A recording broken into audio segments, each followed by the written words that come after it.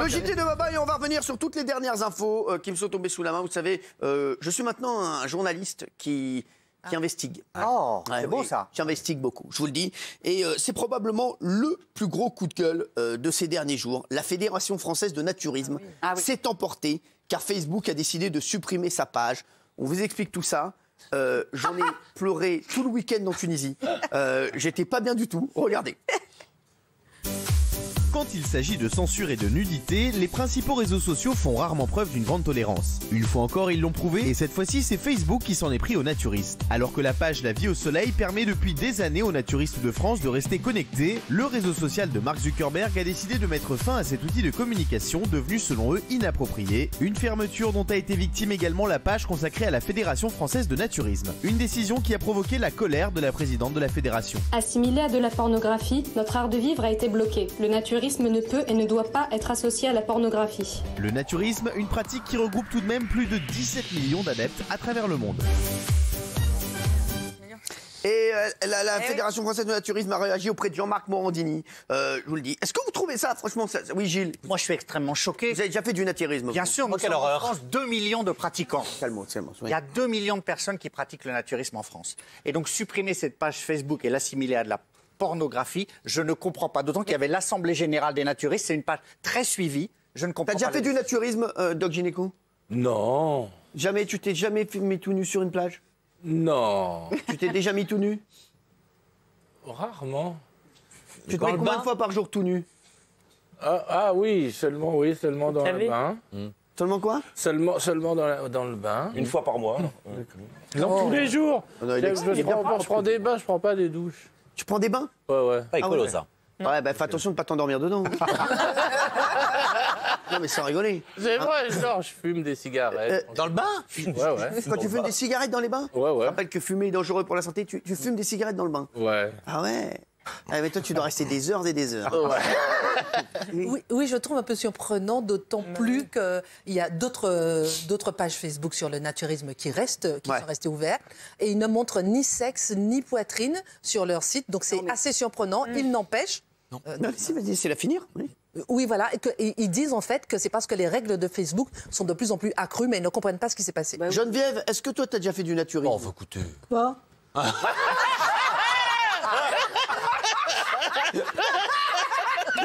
Geneviève, est-ce que tu as déjà fait du naturisme? Non. Est-ce que tu es pour les plages naturistes, toi? Ben, moi, chacun fait ce qu'il se veut. baladent avec leur free-free. Moi, c'est pas mon univers, mais pourquoi pas? Du moment que ça existe depuis du côté d'Arcachon, il y a des plages qui existent depuis des années. Mais moi, c'est pas mon truc. Mais ça te choque, toi?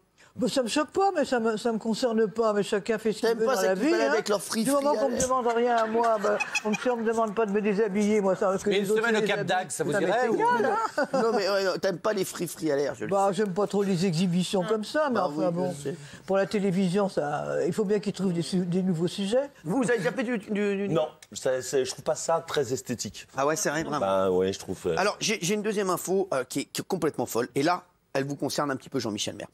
Une application improbable. Dans l'émission Tout compte fait diffusée sur France 2, on a rencontré un homme qui a souhaité rester anonyme. Il explique qu'il était persuadé que sa femme le trompait. Ah oui. Et pour en être sûr, il a trouvé une application qui lui a permis d'avoir accès à distance aux messages envoyés par sa femme. Ah, bien sûr. L'horreur. Regardez. Et je vous le dis. Quoi, qu'est-ce que vous avez fait encore? Vous n'avez pas reçu une photo? Ah non. Ah non. Qu'est-ce que vous avez fait? Vous avez ouvert? Regardez. Mais non. Simon se jette sur cet abonnement à 15 € par mois. Après avoir créé un compte, il choisit une pièce jointe dans laquelle sera caché un virus. Le jeune homme n'a plus qu'envoyer la photo piégée. En l'ouvrant, sa conjointe installe sans le savoir le logiciel espion sur son téléphone. Désormais, dès qu'elle reçoit un nouveau message, Simon en a une copie. Et là, si vous voulez, tout s'accélère. J'ai accès à plein d'informations et je me rends compte que, comme je vous l'ai dit précédemment, que les doutes sont avérés, qu'il y a tromperie. Ah oui. Alors voilà, c'est complètement fou. Est-ce que vous avez espionné votre mari? Est-ce que vous avez mis un logiciel espion dans le Minitel? J'ai jamais espionné mon mari et lui serait bien foutu de le faire parce qu'il perd tout le temps son téléphone. D'accord, c'est génial.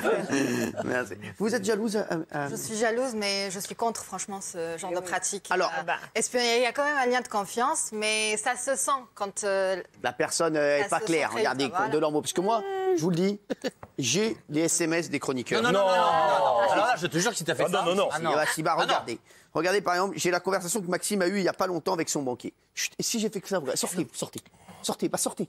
Pourquoi? Parce que je viens de le décider. Merci. Sortez, allez, sortez. Bonjour, j'aimerais avoir un rendez-vous pour vous. C'est avec son banquier. Bonjour Maxime, êtes-vous toujours employé par Cyril? Oui, non, c'est mort.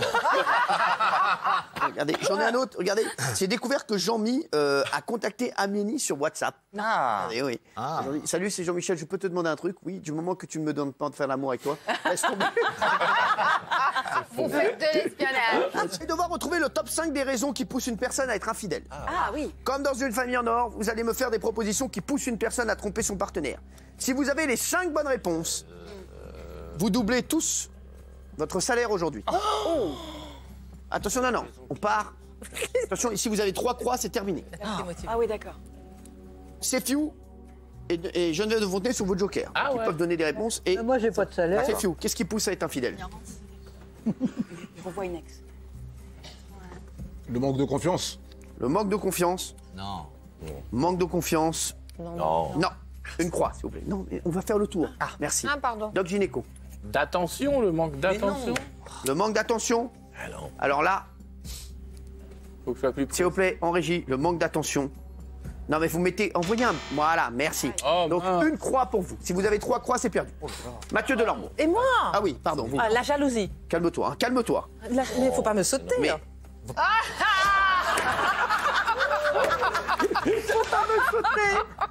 Mais quel rapport? Qu'est-ce qui pousse quelqu'un à être infidèle? La jalousie peut La jalousie. C'est nul, allez. Non, elle a dit la jalousie. Elle a dit la jalousie. J'ai dit jalousie du vengeance. Et il n'y a pas la vengeance non plus. Merci. Parce qu'on est attiré par quelqu'un d'autre. Ah bien sûr, bravo. Parce qu'on est attiré par quelqu'un d'autre. Oui, spécialiste de l'amour. Voilà, forte attirance, coup de foudre. Ok. Mais non, c'est la 5, bande de con. C'est pas pour se sentir plus attirant, c'est la 5.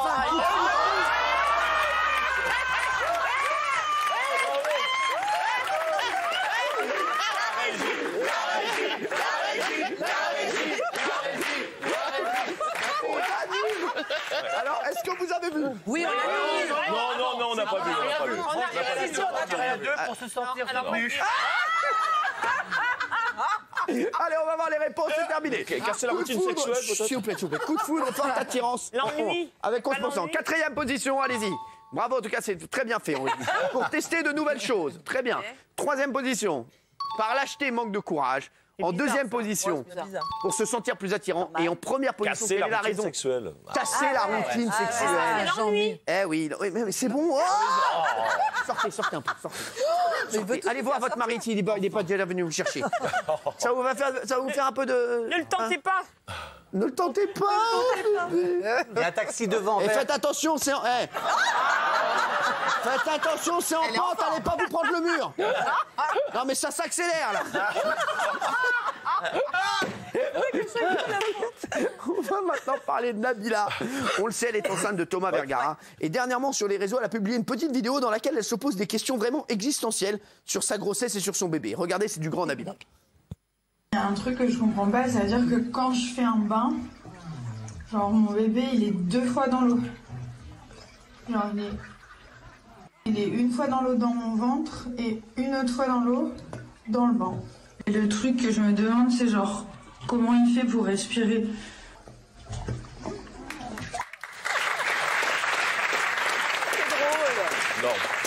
Alors, Doc, vous qui êtes docteur, Doc Gynéco, vous allez peut-être pouvoir éclairer Nabila et d'autres futures mamans qui nous regardent. Tout d'abord, est-ce que vous pouvez expliquer à Nabila pourquoi son bébé n'est pas vraiment 2 fois dans l'eau? Est-ce qu'il serait 2 fois dans l'eau? Elle ressent comme ça. Elle le ressent comme ça, mais je... Vous êtes docteur, non? Ouais. Pouvez-vous lui dire comment le bébé peut respirer dans le bain? Mais elle a combien de mois? c'est du lourd. Est-ce qu'il est à l'état embryonnaire ou est-ce qu'il est déjà... Il n'est pas né. Hein. Il a quelques mois déjà? Non, il n'est pas né, il est dans son ventre. Elle est Il est dans son ventre, elle est enceinte, Nabila. Je crois qu'il respire par le nez. Non. Merci, docteur. Applaudissements pour lui, merci.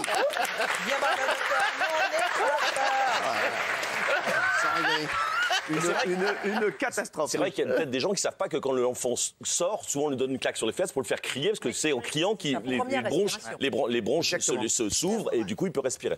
Alors, on va enchaîner avec une autre info. On a appris que des livreurs d'une marque alimentaire qui commence par Free et qui finit par Ch'ti proposaient aux clients des services un peu particuliers.